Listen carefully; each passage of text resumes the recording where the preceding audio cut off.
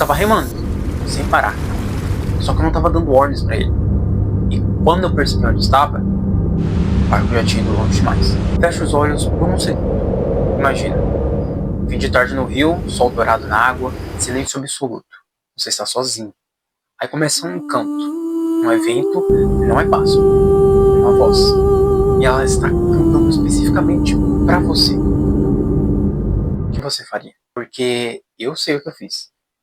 E sinceramente, foi o erro mais assustador da minha vida. Em comunidades ribeirinhas da Amazônia, existe um protocolo passado de geração em geração. Se você está do lado do rio e ouve uma voz cantando do outro lado, não responda, não olhe também. Remar de volta e ir embora sem olhar para trás é a única opção. Os que responderam não voltaram para contar. Isso não é ficção, é protocolo de sobrevivência. E a criatura por trás desse aviso tem nome: Yara. Mas para entender o que me aconteceu naquele rio, você precisa entender o que a Yara realmente é. E te aviso, não é o que te contaram na infância. O nome vem do Tupi-Guarani, Yara, Senhora das Águas. Mas o nome é a parte mais inocente dessa história. A versão mais antiga, a que os pajés guardam, conta que a Yara não nasceu no rio. Ela nasceu numa tribo. Era filha de um pajé poderoso e era tão habilidosa, tão superior a todos os guerreiros, que seus próprios irmãos decidiram que ela precisava morrer. Eles foram até ela enquanto dormia, na escuridão, com facas. Mas ela acordou. Deus matou. O pai, o mesmo pajé que deveria protegê-la, quando viu os filhos mortos, não perguntou o que aconteceu. Nem ouviu a filha. Simplesmente a pegou e jogou no rio, para deixar as piranhas terminarem o trabalho. Mas o rio não obedeceu. Os peixes a abraçaram. A água a transformou. E ela emergiu de volta à superfície. Diferente. Mortal. Metade mulher, metade rio. E com uma coisa que não tinha antes. Uma voz que nenhum homem consegue resistir. Outras tradições indígenas contam versões um pouco diferentes. Em algumas, ela sempre foi uma entidade, uma divindade das águas, não uma mulher transformada. Mas em todas as versões, sem exceção, dois elementos nunca mudam. O canto é a arma, e os homens são os alvos. Muita gente confunde a Yara com o Iemanjá. São figuras completamente diferentes. Iemanjá é o orixá do oceano, mãe protetora, figura de acolhimento. Yara dos rios interiores, da água escura, da correnteza que puxa para baixo.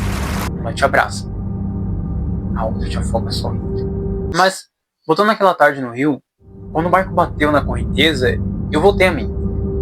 Eu estava a menos de 10 metros daquela pedra. Não lembrava de ter remado até ali, mas lembrava do tempo passando.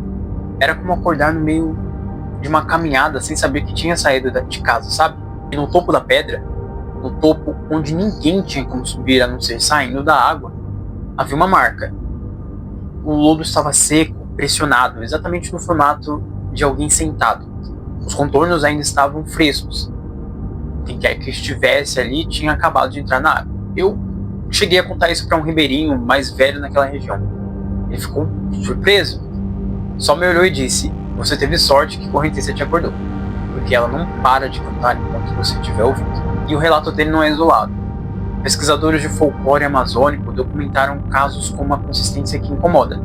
Um guia turístico do interior do Amazonas conta que levava um grupo de fotógrafos estrangeiros quando dois deles insistiram em nadar num trecho do rio após o pôr do sol, contra um conselho dele, contra o conselho dos moradores locais, como eu acabei fazendo, né?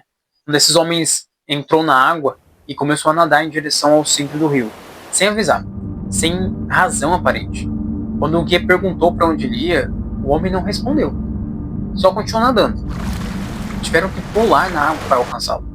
Quando puxaram de volta, ele não sabia dizer porque estava nadando rio adentro. Não lembrava de ter ouvido nada. Só saiu do Brasil no dia seguinte. E nunca mais voltou. Em vários municípios ribeirinhos, há registros de homens encontrados afogados em trechos rasos, águas com menos de 1 metro de profundidade, sem correnteza forte, sem explicação técnica para o afogamento. A perícia registra como acidente. As comunidades têm outro nome: Antes de continuar, eu preciso saber uma coisa. Você mora perto de rio? Já sentiu algo estranho na água? Uma presença, um som que não deveria estar ali?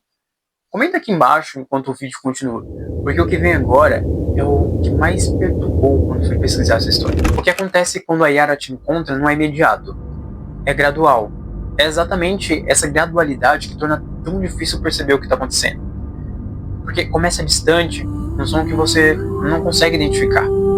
Parece música, parece voz humana, mas de uma forma que você nunca ouviu. E junto com o som vem uma sensação, uma vontade física, quase como fome, sabe? De se aproximar da água. Você não sente perigo, sente atração quando você percebe que está na beira do rio. Ou dentro, a voz já está próxima. E aí acontece algo que as vítimas descrevem da mesma forma. A mente fica nublada, não como sono, não como desorientação, como se alguém tivesse abaixado o volume de todos os seus pensamentos, exceto um: chegar mais perto. Daqui pra frente, os que sobreviveram não lembram. Acordam às vezes na margem, às vezes num barco de areia, desorientados. Alguns com marcas que não sabem explicar. Então simplesmente sumiu. As proteções tradicionais existem e são levadas a sério por quem vive naquelas águas. Pajés ensinam rezas específicas em tupi, formas de pedido de licença antes de entrar em qualquer rio. Ervas como arruda e guiné são usadas como amuleto, e existe uma regra que nenhum ribeirinho quebra: água escura, sozinho, após o pôr do sol, nunca. Mas a proteção mais estranha, e a que aparece com mais frequência nos relatos, é essa: cantar mais alto do que ela.